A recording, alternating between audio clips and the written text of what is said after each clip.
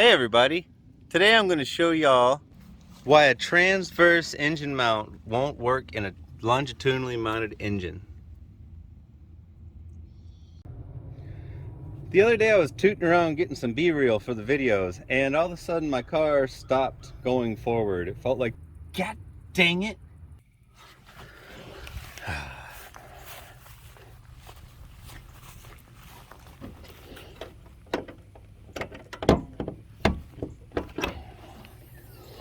The motor fell out, and sure as shit, the motor fell out. What happened is this mount on the engine side, it came loose when I bought the car. It was already stripped out on both bolts, so I had to helicoil them. And apparently it looks like one of the bolts came loose and the other one broke clean off. So luckily my transmission didn't break like I thought it did, but now I need to put my motor back in and make sure that it doesn't fall out again. You can see on this side it's really about to pull out of the out of that front motor mount.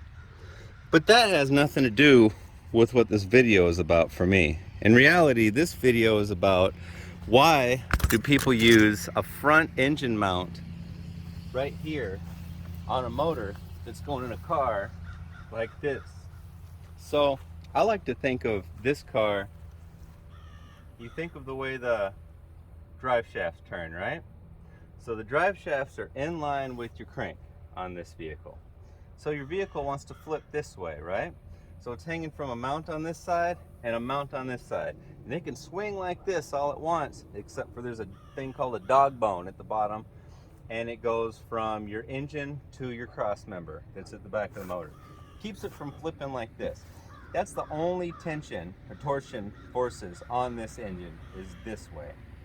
Now, if you put it in a vehicle like this that has a drive shaft sticking straight out the back of the transmission, and then even if you got four-wheel drive, it's got a little bitty transfer case coming off the side, it's trying to spin like this.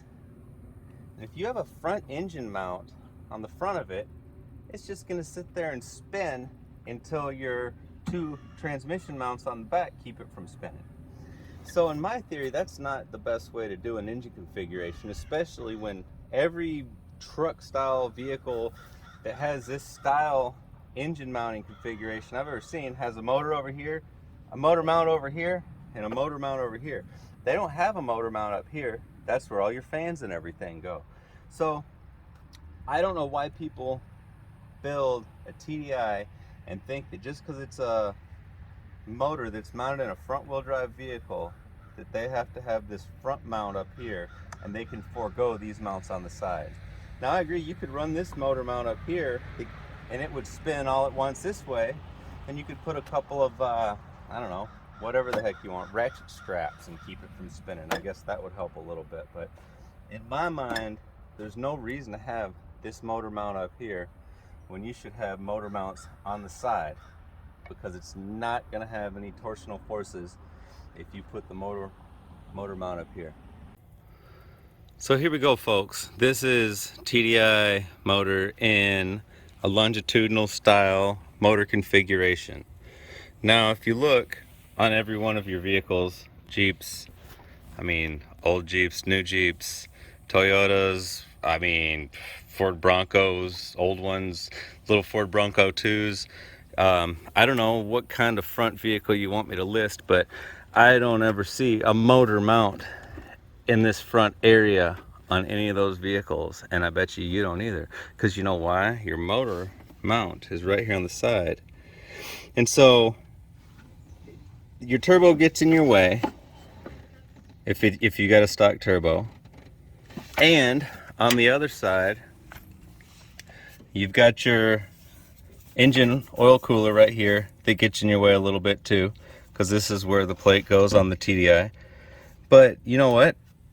That's kind of where you got to put it, because again, that motor is going to try to rotate in this direction. It's not going to try to go in this direction because it doesn't have any forces pushing it that way. All your drive shafts are going this way until they get up to your CV axles or your front axle and your rear axle, and that doesn't transfer that kind of force on it. It's still transferring this kind of force on it. So run those side engine mounts and don't try to be like Volkswagen front wheel drive cars, because even if you look at a Volkswagen rear wheel drive longitudinally mounted TDI engine, they have side mounts to keep that sucker from spinning. So here we got a couple of standard motor mount configurations. So this is like in a Audi or like a Passat, where the engine is mounted more like a truck's motor is going to be. And so in this one, it's going to go like this, but the drive shafts are also coming off the side of the transmission, so it's going to do the other way too. The beauty of that is you got a mount on your tranny, you got a mount on your engine, and there's no mount up front, so there's no torsional force that's going to be uncontrolled in this setup. This is your truck swap style. So this is a TDI motor shoved into a Toyota 4Runner or something like that. And so this has got your tranny mounts are right here on this. If you put a transmission or an engine mount up here, it's still going to flip this way, but these mounts are the only ones that are going to keep it from actually spinning this way. So it's not going to go this way, which this is kind of a good example. This is like the stock Volkswagen Golf's engine mount, and then there's a rubber eye over on this side, big motor mount, and you just slide this one into there, and this is how it's going to go if you run that style. And so this is your Golf or Golf all-wheel drive. If it was all-wheel drive, it has an output shaft coming off here, and that adds another bit of torsional force to it, but then your dog bone is going to take care of that. So this engine is like this. So I don't know, if you got a truck and it have motor mounts that are like this, run motor mounts right here. Don't put motor mount up here.